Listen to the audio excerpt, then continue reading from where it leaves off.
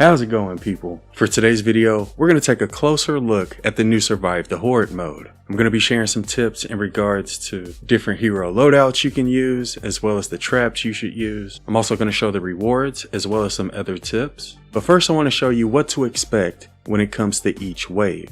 There's a total of 15 waves, and last night I made this chart. And this chart is for a power level 140 version of Survive the Horde. These are sort of the results we got after our first playthrough. And I'll leave a link to this chart in the description if you want to go check it out. If we start at wave 1, you'll notice that the modifier you get is harvesting disabled, and that lasts throughout the entire game. So you can't use your pickaxe in order to farm materials. You'll have 2 minutes and 30 seconds to build before the first wave starts. The first wave is a kill wave.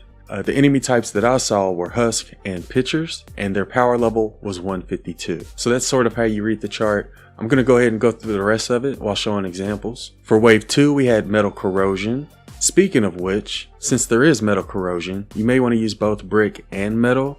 What we chose to do was use metal walls directly around the objective, and then we put brick ramps directly outside of the metal walls. And that's going to help for a couple of reasons. Obviously, it's going to help with metal corrosion, but we also faced not only nature, but we also had water enemies. So that's why we chose to use both, and it worked out pretty well for us. But yeah, for wave 2, we had metal corrosion, 2 minutes to build. It was a kill wave. And we got power level 155 Husklings, Husk, and Huskies. For wave 3, there was no modifier. It was a pillar wave. We had 1 minute and 30 before the wave started. There were 10 pillars total, and we had power level 159 Takers, Gunslingers, and Husk. Obviously, for this wave, all you have to do is just destroy the pillars, and one of the best weapons to use for destroying pillars is going to be the Xenon bow. Unfortunately, I believe at this point you're not able to craft the Xenon bow. You're not going to be able to craft it till like wave 4 or 5.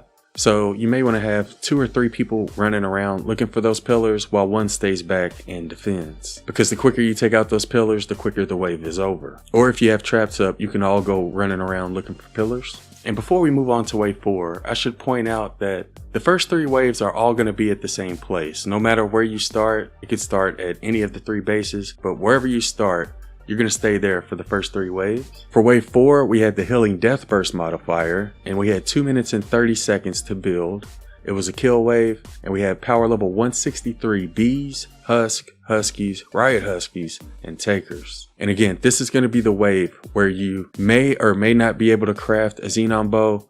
For my first couple of playthroughs, I was able to craft it on wave 4. For my third playthrough, I wasn't able to craft it until wave 5. Kind of depends on what you get from your supply drops. Speaking of supply drops, you're going to see 2 supply drops in between each wave, and they're really easy to spot. All you have to do is look up in the sky, and you'll either see the balloon or this big green light illuminating from it. Again, you're going to get 2 of them in between each wave, and you're going to want to pick those up because not only do they give you materials and resources, but they can also give you weapons and ammo. So make sure you have one person get both of them. Another tip I got for the supply drop is that you can shoot it down. A lot of times you're going to be in the storm when you're trying to get those supply drops, and that takes away your health. So in order to make it a little bit quicker, you can go ahead and shoot it down. In terms of the materials and resources we got, we were able to craft a couple of really good weapons, and we were also able to craft way more traps than we needed. So as long as you don't lose any bases, because every time you lose a base, you get less materials from your supply drops. So as long as you don't lose any bases, you shouldn't have any issues when it comes to getting materials and resources. For wave 5, we got the Quickened modifier, and we had 2 minutes and 30 seconds to build. It was a kill wave, and we got power level 168 Husk, Huskies, Riot Huskies, Sploders, and Takers.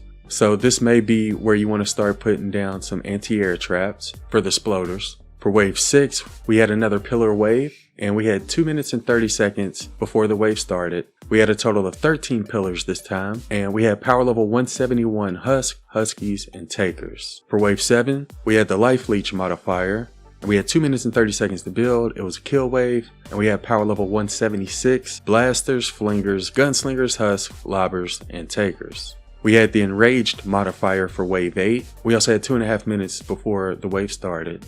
It was a kill wave, and we had power level 180 Blaster Husk Huskies, Riot Huskies, and Takers. Wave 9 was another pillar wave, and we had 2 minutes and 20 seconds to get prepared. There was a total of 17 pillars, and this time we got power level 184 Blasters, Flingers, Husk, Huskies, Smashers, and Takers. So this is where we start seeing Smashers, is on wave 9.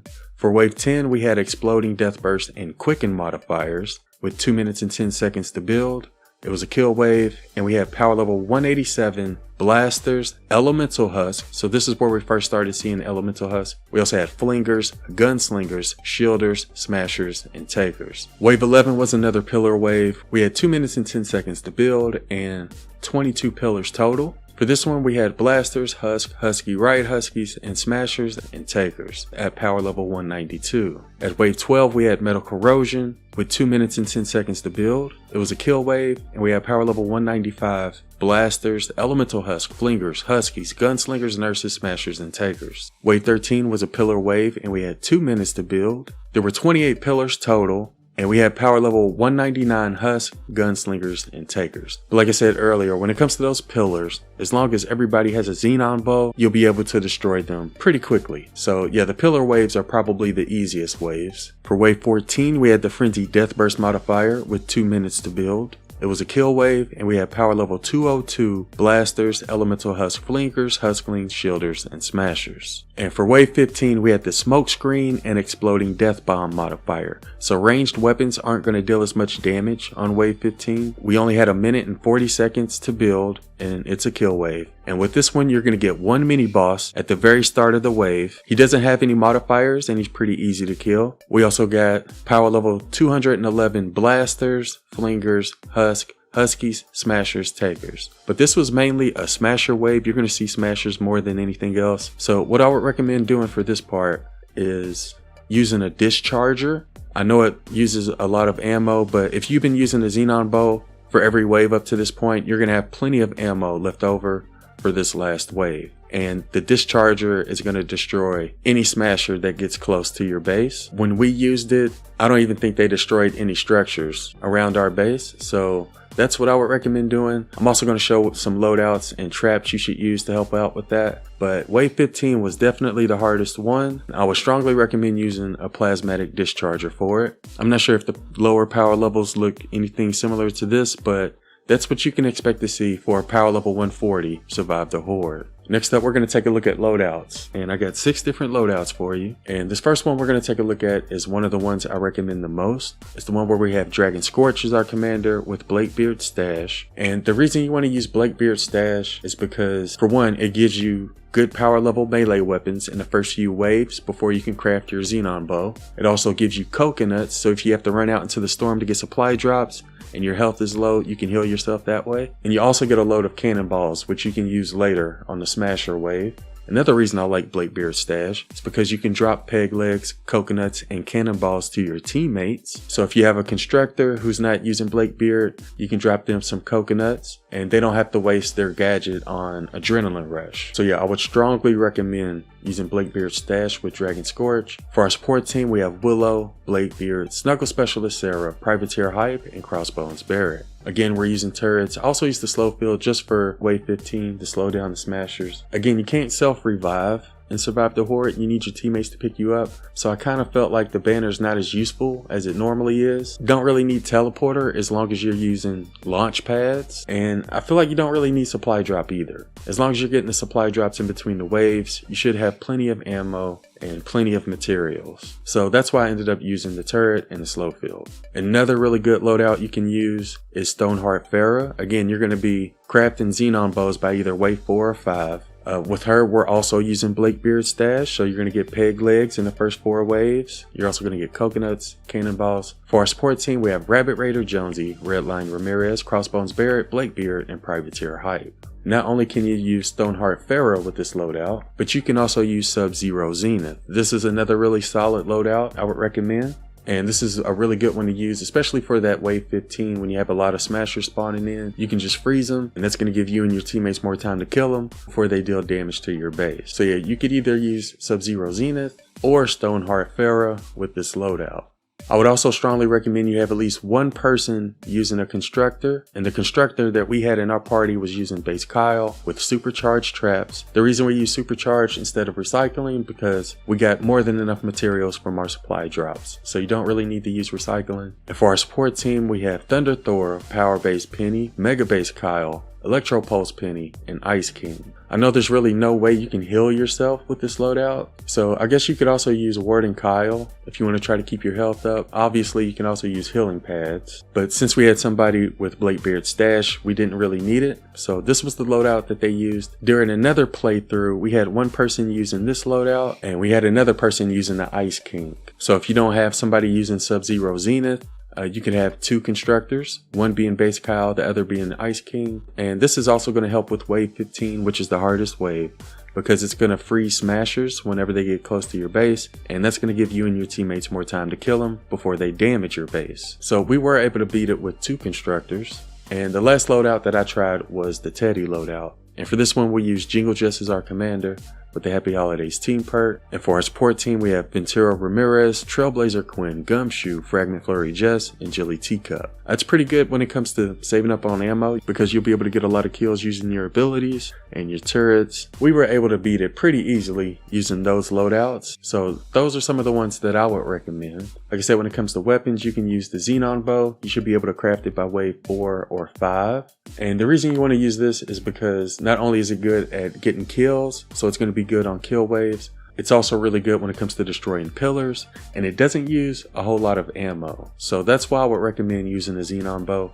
I would also recommend using the Plasmatic Discharger on wave 15, because that's gonna like destroy the smashers. If you don't have the discharger, I guess you could also use the pot shot. The main traps that we're gonna use are ceiling drop traps. We also used a few ceiling electric fields. We also used a few floor launchers directly around each objective.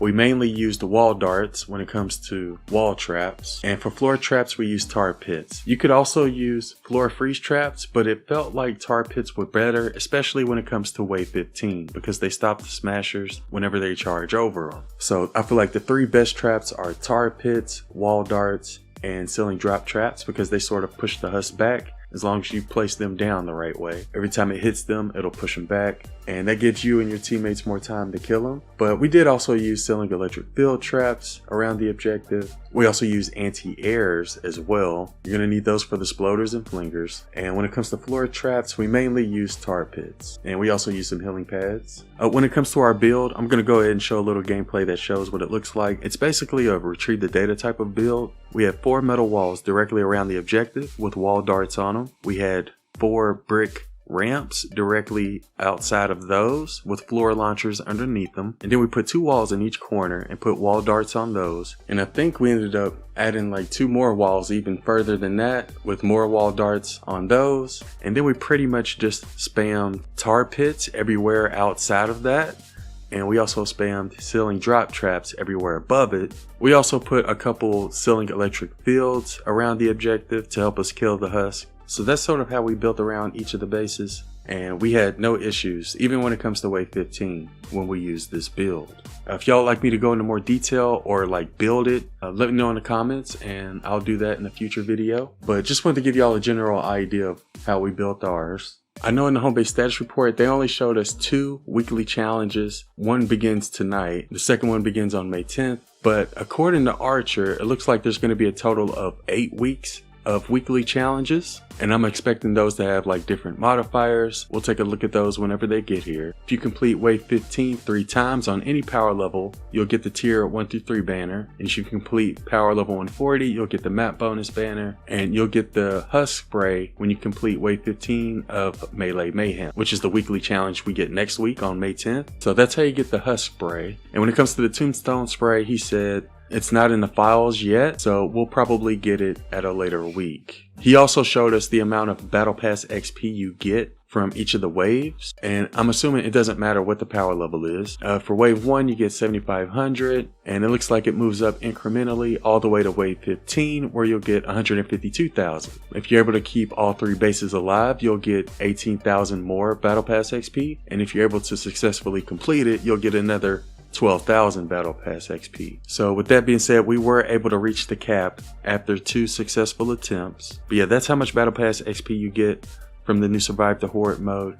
And big shout out to Archer for providing that information for us. I should also probably point out that if you do end up failing one of the waves, it's not going to end. Instead, you'll just have to redo that wave at a different base. If you do end up losing a base, you'll get less materials from your supply drops. But some people think it's easier because they don't have to defend as many bases. But as I just showed you, you're not going to get as much XP if you lose bases. But you won't fail if you do lose one, which is also pretty good. And I guess the last thing I'll show are some of the rewards you can expect to see from this new Survive the Horde mode. What you're looking at now is what we got after our first attempt, but you are able to get legendary flux, gold, tickets, as well as 4 banners and 2 sprays, which I'll show here in a little bit. But yeah, that pretty much sums up all the tips I have for this new Survive the Horde mode. It's going to last until June 21st when this venture season ends. I think it's a pretty fun mode. I just kind of wish they would do things like this a little more often. But yeah, if you haven't played Save the World in a long time, I would definitely recommend coming back and trying it out. And for those who have tried it out, let me know what you think about it in the comments below. Anyways, before I go, I did want to give a huge shout out to everybody who's been using creator code A1. I appreciate your support.